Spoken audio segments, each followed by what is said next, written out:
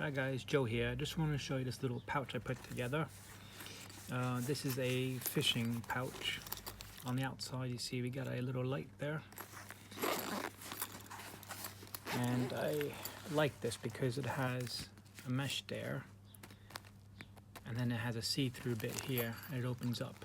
So it's a compact pouch, but you still have plenty of options and plenty of views. We'll start from this side here. So you got water tablets, sewing kit, so whistle, got some more tablets,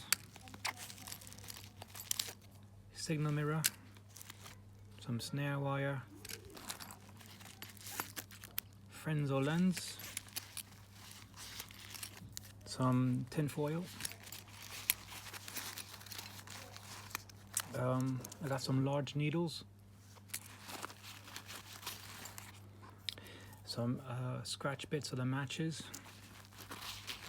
and a striker. Bits that fell out, I put 2 rolls of black duct tape in there. And this is a swap out. I showed you this whistle before. This is the whistle that has the ferro rod in it. So I'm going to take out the whistle and ferro rod that's in here. So this will take out that one. In here you have the first aid kit, which is just basic plasters. I do have some stop bleeding stuff and some glue in there as well. I'll show you the brand. It's a good brand, I recommend it. I've used it before. So you got some finger dressings, normal plasters, some of those strips to hold wounds together, and then these ones.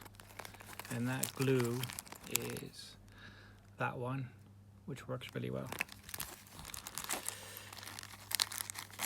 Right, so on to the next bit.